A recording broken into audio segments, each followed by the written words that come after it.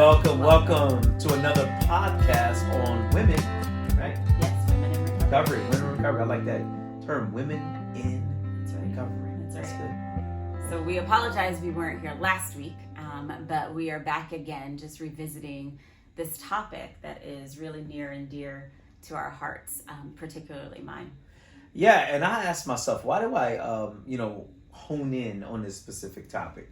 Why do I defend? Why do I seem like to protect this topic? And I've seen women in addiction, for many years now, and seen the struggles and the journey that they go on, men and women alike. And I don't want to make it just about, just women, but, I've watched the journey from, one day sober to, 180 days. And so I noticed that it's a journey, and I notice with the journey, there's stigmas attached.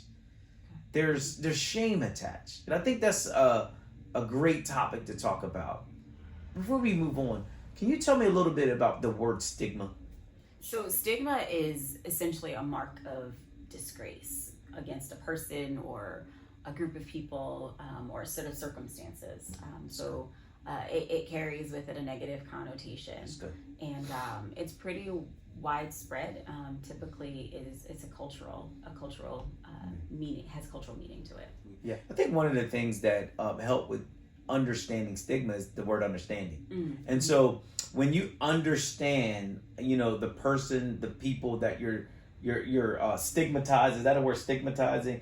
You kind of can remove like some of the shame and kind of reduce the stigmas that you have on them.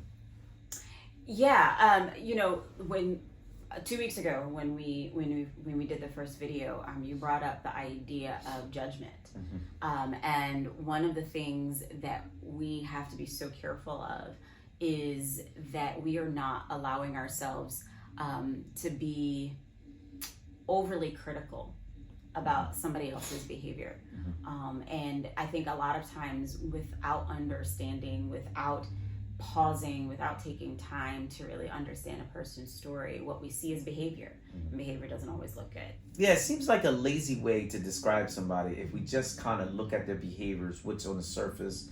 Right. When we run through the city, we see people struggling, and we see maybe they're asking for money, maybe they're looking for food or housing, and a lot of times we can make a quick judgment to say, why didn't you go get a job, or what, we don't know their history. And so that kind of removing the stigma is kind of understanding what a person has been through. Sure. We speak of trauma, we speak of past history all the time, and grief. Yeah. Right? And it's kind of no different than when you look at a child's behavior. It's a form of communication. Like, it's a form of I don't necessarily have the resources or the coping mechanisms to deal with this any other way. And so my behavior reflects something that's going on inside of me. And I know that's an overly simplistic way to really talk about some of the crazy and heinous things that we can do under the influence of drugs. But sometimes it's not even drugs. Sometimes it's sex, it's pornography, it's shopping. There's so many other ways that we act out our pain and our hurts. I think it's easy sometimes to say that, well, you need to get it together, but until you've walked in that person's shoes, it's really difficult to kind of make that judgment of what needs to transpire. Yeah. So one of the things that helped me with that stigma or judgment is that I think about the things that I struggle with, like, and that actually is a real transparent conversation you have to have with yourself, because if you can identify your struggles, your issues, things that you go in, and notice that you can't say, like if somebody told me stop drinking coffee or stop putting sugar in my coffee, we've tried that. Yeah, we've tried. Right. I'm like, I don't, I have my own excuses. Another thing that is very important is that we're not saying that we excuse behavior. That's right. Behavior has consequences. The way you live your life will bring problems your way, decisions and choices. They bear the brunt of the decisions and choices, and so we're not removing that or saying that consequences to your behaviors aren't real, because they are real, and you will experience them. what we're saying is to remove stigma is judging folks by their behavior rather than, coming up with solutions and thinking through, how you can, be like Jesus. I think about when he saw people, struggling, he had compassion. His heart was moved by them, and so he was entering in their problems to walk them out of their situation. Yeah, I mean, and we get it because when you're dealing with someone who's in the early stages of recovery, so they may still be relapsing on a regular basis, and they might be good today but not so good next week, and there's this constant turmoil. We get it. Like I grew up in that. My father struggled for many years, and you didn't really know what every day was going to bring. We get that that's traumatic. We get that that's hard. We get that that's hurtful.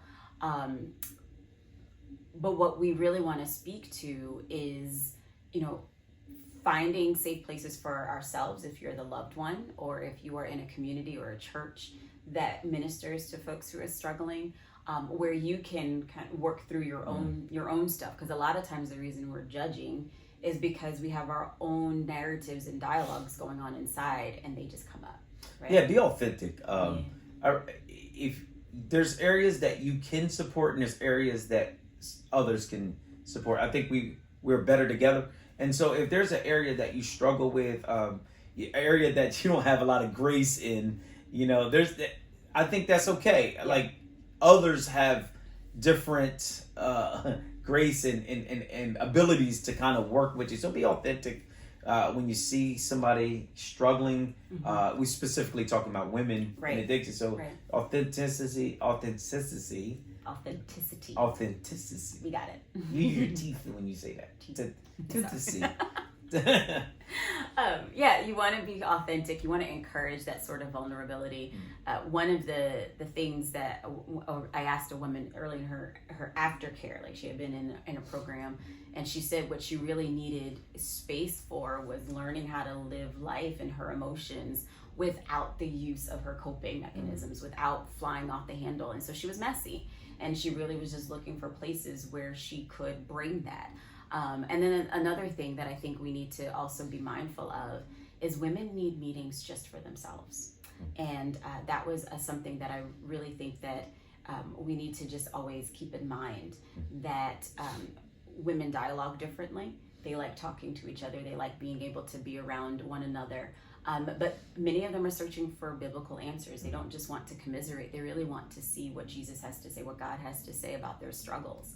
And so being able to provide space for that specifically is always really good. Yeah, I'm laughing because I when you say women dialogue differently than me. We talk about it. Yeah, so I'll leave that alone. I won't say anything about that, but you're right. Yep. Guilty as charged. and if we want to be on our preaching pulpits, learn to preach grace. Yeah. Learn what true forgiveness looks like. I think that's important and valuable for kingdom work. Like the kingdom foundation principles was birthed out of forgiveness. That's right. The forgiveness first that God has done for us through His Son Jesus on a cross, and what that looks like, and that grace that it is extended, to a person, not enabling, not being codependent, but true biblical grace on an individual as they're going through their journey. Absolutely.